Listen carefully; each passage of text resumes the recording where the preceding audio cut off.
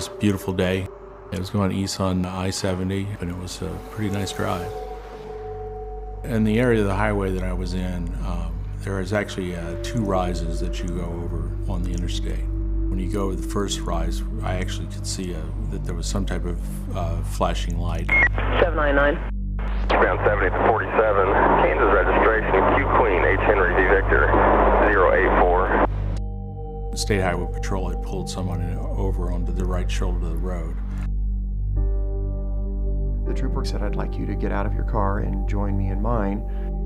He said you were driving too long in the left-hand lane. There had been a lot of bottlenecking in that part of the highway and that he was doing his best to break that up. I moved over into the passing lane to give the trooper room, and I noticed that there was a truck that didn't move over. I watched him veer off the highway and strike the highway patrol vehicle on the back left corner.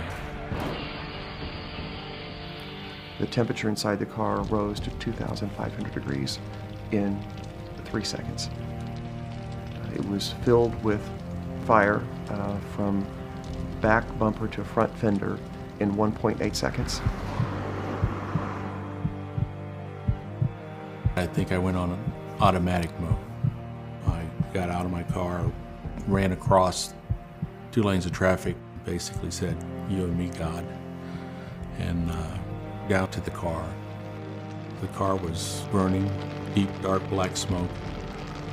I saw some movement over on the passenger side. So I went directly to the passenger side and realized that there was a man that was trying to get out. I believe it's 799's vehicle, fully engulfed. My thought was pretty simple. I thought I'm going to need some help.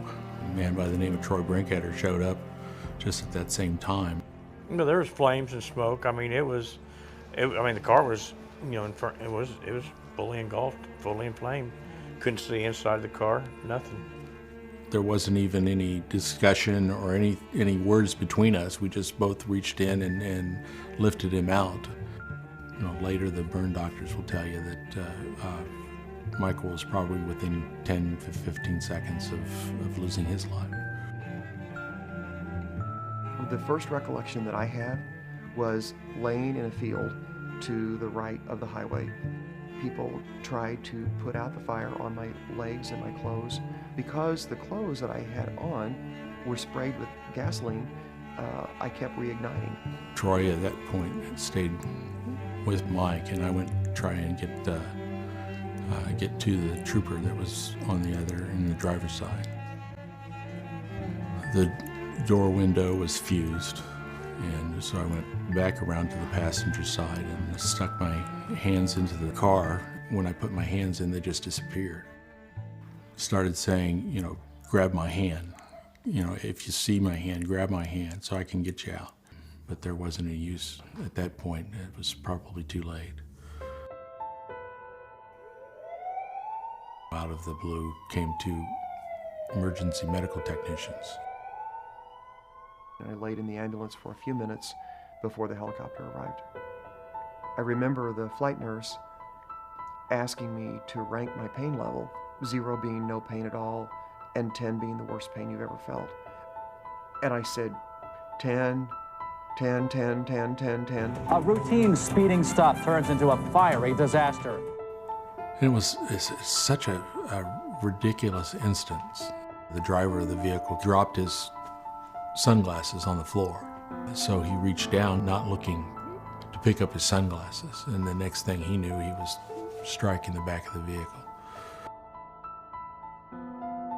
I noticed there was probably about 50 to 75 people that were standing along the shoulder of the road just watching, which was kind of incredible for me because I don't think I would ever think of just watching something like that without helping somebody.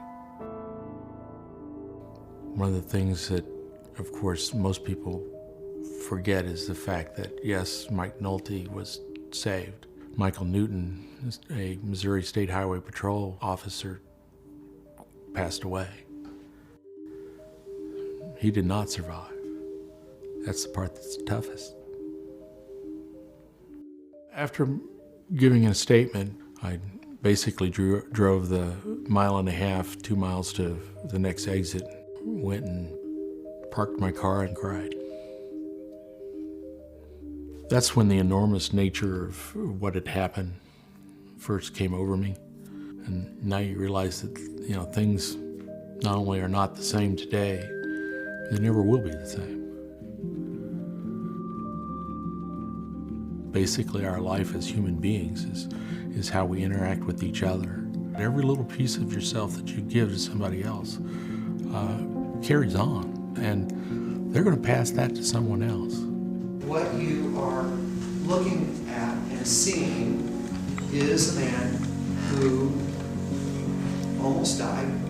He felt it was necessary to take that message out to people and to give something to burn victims that they could relate to. But I knew then that there would be some good I could maybe do because this has been so awful. I kind of take great pride in some of the things he's done. They're accomplishments for me too. So 75 people stood and watched. And then you get David Bryan, who slides to a stop in the middle of the grassy median and jumps out and runs across oncoming traffic and reaches his whole upper body into a blazing car. Yeah, that's a hero.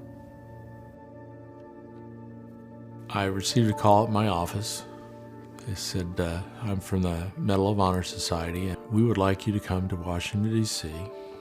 to receive a medal. I thought it was a joke.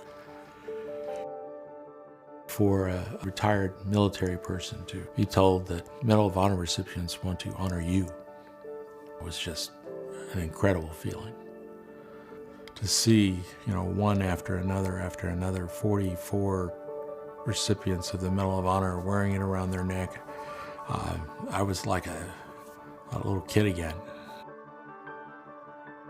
Then you start seeing some of those folks that you've read their stories, who walk up to you and shake your hand as if you're one of them.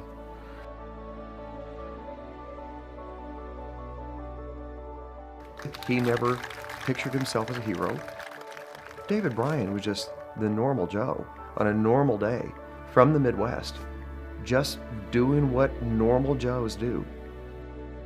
And it's thrust upon him to save someone's life, and he stepped up and did it.